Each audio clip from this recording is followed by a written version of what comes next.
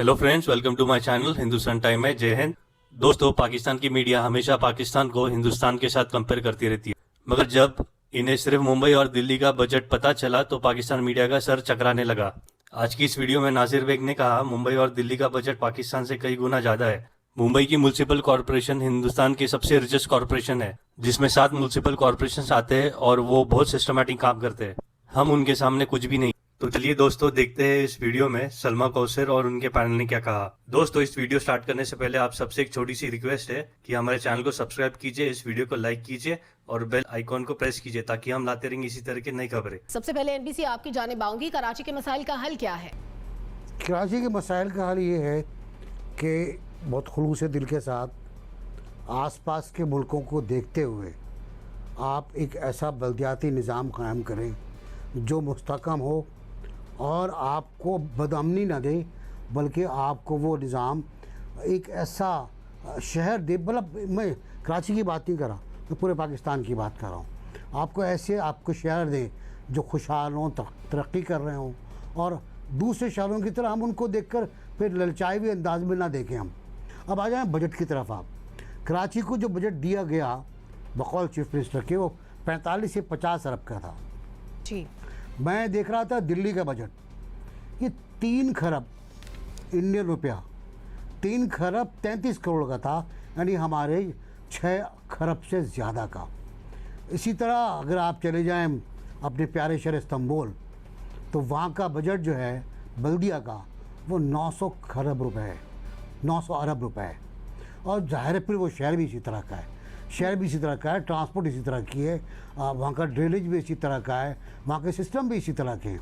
बम्बई की सूरत हाल भी यही है कि उसका सबसे रिच जो म्यूनिसिपलिटी है वो बॉम्बे की है, हिंदुस्तान में सबसे रिच जो है, उसका बहुत तगड़ा बजट है उसका। और उसमें 9 कॉरपोरेशन आती, 7 कॉरपोरेशन आती हैं, 7 म्यूनिसिपल कॉरपोरेशन आती हैं। और हनुमान बॉम्बे, जिसको हम बीएमसी कहते हैं, म्यूनिसिपल मेट्रो कॉरपोरेशन, एक बहुत ह्यूज अम्ब्रेला है जो फिर लोगों को रेवेन्यू देती है, रेवेन्यू जनरेट भी करती है, रेवेन्यू बांटती भी है। इन तमाम, जिसमें मीरा थाने का इलाका भी है, निज़ामपुर का इलाका भी है, बहुत तगड़ा सिस्टम बना हुआ। मैंने इस शहर में लाशें उठाई हैं बम धमाकों के बाद। मैंने इस शहर को तबाह होते हुए देखा है दहशतगर्दों के हाथों में, उसको भूल नहीं सकते। और वही बुनियाद है इस शहर की बर्बादी की, खराबी की, वही बुनियाद है, वहीं से बुनियाद पड़ी। ज़िया-उल हक के दौर से मैं शुरू करूँगा, फ़िरक़ा परस्ती, नस्ल परस्ती और मुख्तलिफ़ सियासी जमातों को डिस्क्वालीफाई करना, शहर को तबाह करना, बर्बाद करना, यरगमाल बना देना, बत्ताखोरी, लोगों का कत्लेआम, सब कुछ ने हमारा जो बेसिक स्ट्रक्चर था, जो हमारी कराची की वैल्यूज़ थी, उनको तबाह कर दिया। लेकिन फिर कराची फिर उठ के खड़ा हो गया, कराची फिर उठ के खड़ा होगा, दोबारा खड़ा होगा। इस वक्त सूरत हाल क्या है? सूरत हाल ये है कि आप इस्तांबुल का जो बजट है, वहाँ जाते हैं हम तफरी करने के लिए, वो 900 अरब रुपए है, 900 अरब रुपए। अब इसे लगा लें खरबों में जाता है मामला। आपका बजट क्या है? आपका कौमी बजट क्या है? आपकी प्रोडक्शन क्या है? आपकी तो फैक्ट्रियाँ बंद हैं, कुछ कोरोना की वजह से, कुछ पानी की वजह से, कुछ नाअहली की वजह से। आपकी कपास तबाह हो चुकी है, हम वहाँ तो जा नहीं रहे। कपास जो है हमारी, वो तबाह हो चुकी है बारिशों के बाद। और उस कपास को सपोर्ट करने के लिए फेडरल गवर्नमेंट ने कोई इंटेंसिव नहीं दिया, कोई इंटेंसिव नहीं दिया। अब मैं आपको बताऊं कुछ मिसालें कि हमने जो स्ट्रक्चर था बनाया था, जो भी सो कॉल्ड स्ट्रक्चर था, वो बह गया हमारा। हमारी सड़कें बह गई, हमारे पुल टूट गए, हमारी रेलवे लाइन तबाह हो गई, हमारे घर तबाह हो गए। हम कच्ची बस्तियों में रहते थे, वो कच्ची बस्तियां अभी अब कीचड़ बन गई हैं, वहाँ लोग रहने में मजबूर हैं। फील्ड अस्पताल बन गए, वो कितने दिन चलेंगे? क्या चलेगा? बम्बई में 7 म्यूनिसिपल कॉरपोरेशन हैं जो एक मेट्रोपॉलिटन कॉरपोरेशन अंडर में काम करती है और बहुत अच्छा काम करते हैं। वहाँ कोई इशू ही नहीं है, वहाँ कोई इशू नहीं है। तो मैं समझता हूँ कि बुनियादी मसाइल जो हैं हमारे, उन पर हमें आना चाहिए। सीवरेज का सिस्टम हमारा तबाह हो गया, बारिश जो थोड़ा बहुत था वो भी तबाह हो गया बारिश के अंदर, हमारा ड्रेन तबाह हो गया, हमारे वाटर सप्लाई तबाह हो गई। और के इलेक्ट्रिक ने जो जुल्म किया हमारे ऊपर वो तो कमाल का है, वो तो बदमाशी की हद पार कर चुका है।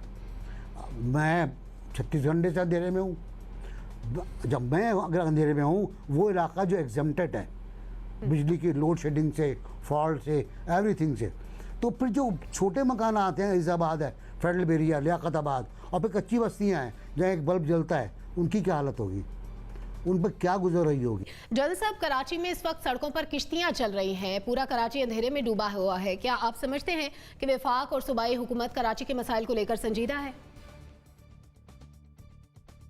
बिस्मिल्लाहिर्रहमानिर्रहीम। देखिए, वक्ती तौर पे संजीदगी नजर आएगी, लेकिन बिल आखिर सियासत हावी हो जाएगी।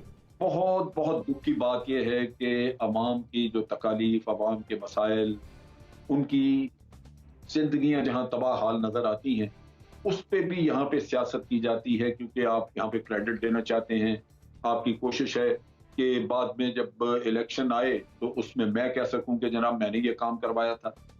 हालांकि ये वो चीजें हैं जहां पाकिस्तान के सारे अवाम एक हुकूमत के सामने एक ही, उनकी कोई भी पार्टी हो, वाबस्तगी किसी से भी हो, वो आपके लोग हैं, उनका ख्याल होना चाहिए, उनको रिलीफ मिलना चाहिए।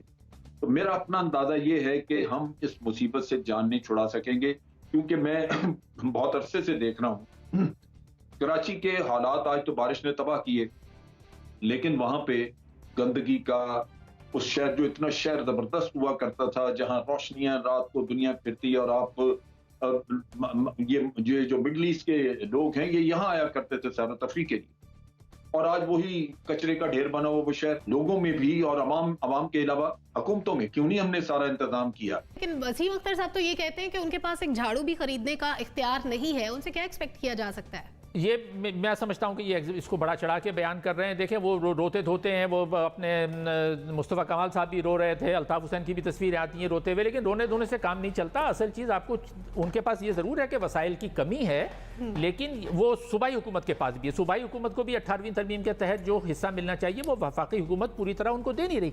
तो वसाइल की कमी तो है, लेकिन वसीम अख्तर साहब का ये कहना कि जी हमारे पास झाड़ू खरीदने के भी पैसे नहीं है, ये he is blowing it out of proportion, वो उसको बढ़ा चढ़ा के बयान कर रहे हैं। उनकी संजीदगी इसलिए भी नजर नहीं आती शहरी हुकूमत की कि वो जो कुछ कर सकते हैं वो भी नहीं कर रहे हैं, और जो कर सकते हैं वो भी नहीं कर रहे। वक्त की किल्लत है। डॉक्टर साहब, आपको पॉइंट आ गया। मोना, आप क्या समझती हैं, वफाक और सूबाई हुकूमत संजीदा है कराची के लिए? मुझे ये गिला है कि इनको क्यों किसी को जरूरत पड़ी साथ बिठाने की। क्या इन सबको अपने बतौर अवामी नुमाइंदे इनको क्या अपना फर्ज नहीं पता था कि इन्होंने मिलकर एक चीज के लिए काम करना है जहां पर आप सब इलेक्टेड हैं?